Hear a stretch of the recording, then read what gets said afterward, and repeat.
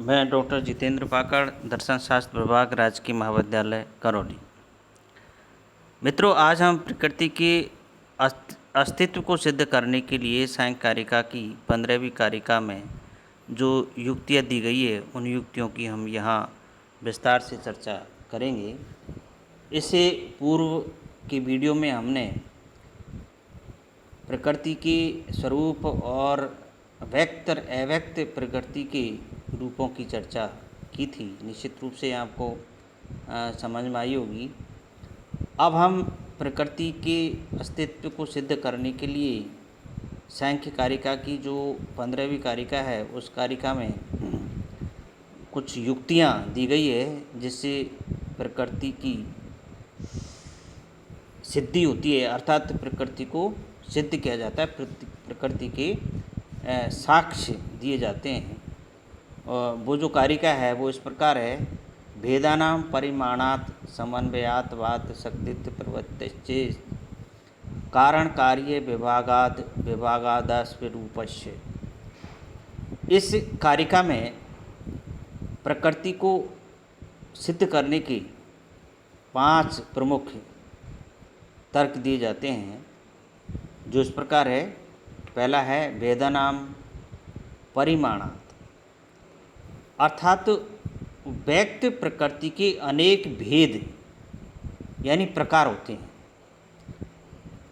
जो परतंत्र, सीमित एवं सापेक्ष है।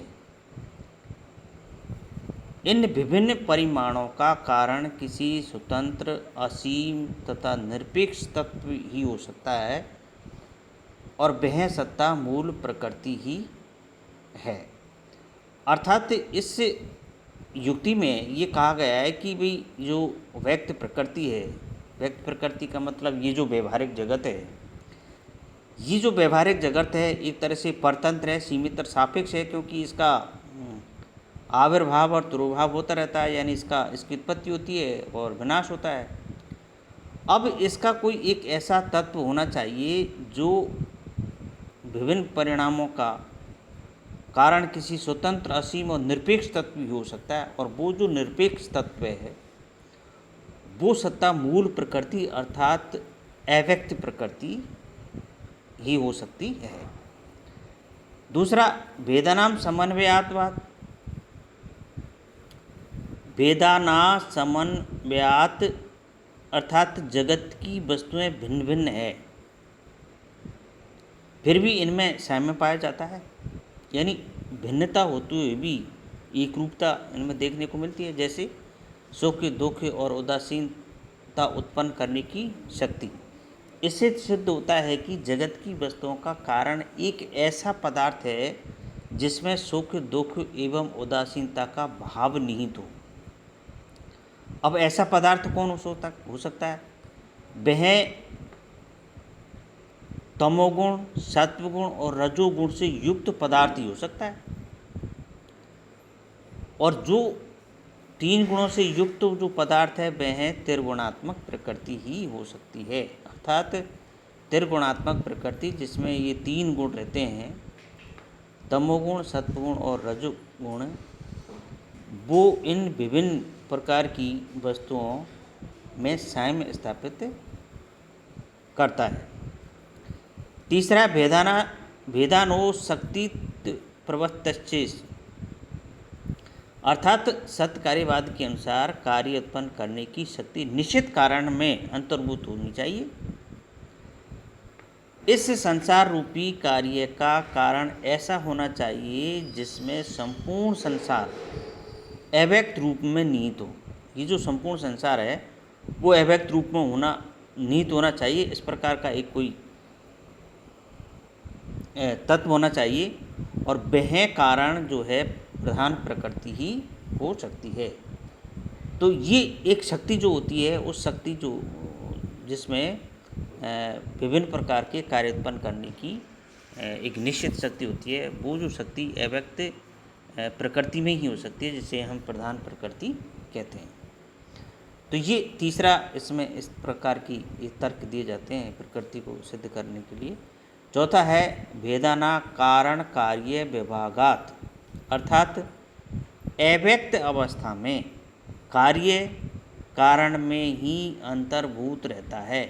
यानी जब प्रकृति अव्यक्त, प्रकृति के दो रूप है जिनकी हम चर्चा पहले कर चुके हैं, व्यक्त और अव्यक्त। जो अव्यक्त अवस्था है उसमें कार्य कारण में ही अंतर्भूत रहता है। ये जो कार्य है, जो कार्य रूप हमको व्यक्त प्रकृति दिखाई देती है, ये कारण में अंतर्भूत रहता है, अर्थात अव्यक्त रूप में प्रकृति के अंतर निहित होता है। परंतु कार्य के व्यक्त होने पर कारण से कार्य का विभाग यानी अलगाव हो जाता है। विभाग का मतलब पृथक्करण हो जाता है जब अव्यक्त से व्यक्त में आ जाता है। उत्पत्ति के पूर्व कार्य अपने कारण में उसी प्रकार सतरूप में विलीन रहता है जैसे कछुए के शरीर, उसके हस्त पादादि अंग। तो जिस प्रकार से कछुए के शरीर में उसके हाथ पैर अंदर निहित होते हैं और जब वो कार्य रूप में होता है यानी गति करता है, मूवमेंट करता है, तो वो बाहर निकल आते हैं। उसी प्रकार से अव्यक्त प्रकृति में संपूर्ण सृष्टि समाहित होती है और जब ये प्रकृति व्यक्त हो जाती है तो विभिन्न प्रकार की कार्य रूप हमको दिखाई देते हैं। तभी वे उससे निकलते हैं। कारण कार्य का अलग अलग अस्तित्व होते हुए भी इस संसार रूपी कार्य का मूल कारण प्रकृति है। यानी कारण कार्य का अलग अलग अस्तित्व हमें दिखाई देता है, लेकिन फिर भी मूल जो कारण है जिससे इससे व्यक्त प्रकृति की उत्पत्ति होती है, उसका मूल कारण जो है अव्यक्त प्रकृति ही हो सकती है। पांचवा और अंतिम जो इसका जो तर्क दिया जाता है वो है वेदा न अविभागा वैश्व रूपस्य है।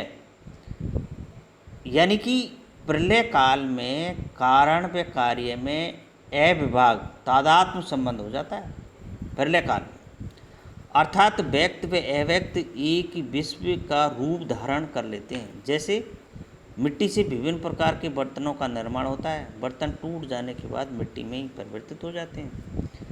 इसी प्रकार संपूर्ण विश्व का भी एक ऐसा कारण होना चाहिए जो प्रत्येक काल में उसमें मिल जाए। जिस प्रकार के मिट्टी के बर्तन मिट्टी में मिल जाते हैं, उसी प्रकार से ये कार्य रूपी विश्व प्रलय काल में अव्यक्त प्रकृति में विलीन हो जाते हैं। वह प्रधान प्रकृति ही हो सकती है, क्योंकि प्रकृति से ही संपूर्ण विश्व की सृष्टि होती है और प्रलय काल में विश्व की संपूर्ण वस्तुएं प्रकृति में आकर मिल जाती है। जैसे मिट्टी के बर्तन मिट्टी में जा कर के मिल जाते हैं। तो इस प्रकार से इस सांख्य कारिका की इस 15वीं कारिका में प्रकृति को सिद्ध करने के तर्क दिए गए हैं, जो ये इस प्रकार से हमने आप लोगों को बताए हैं। प्रकृति की स्वरूप, उनकी जो प्रकृति व्यक्त और अव्यक्त जो प्रकृति की रूप है उनकी हमने चर्चा की और प्रकृति को सिद्ध करने की ये जो 15वीं जो सांख्य कारिका है, इस कारिका को हमने आपको समझाने का प्रयास किया है। निश्चित रूप से आपके समझ में आई होगी। एक बार आप इसको पुनः ध्यान से वीडियो को देखें, समझें और पढ़ें। आपको निश्चित रूप से ये भली भांति प्रकार से समझ में आएगा। धन्यवाद।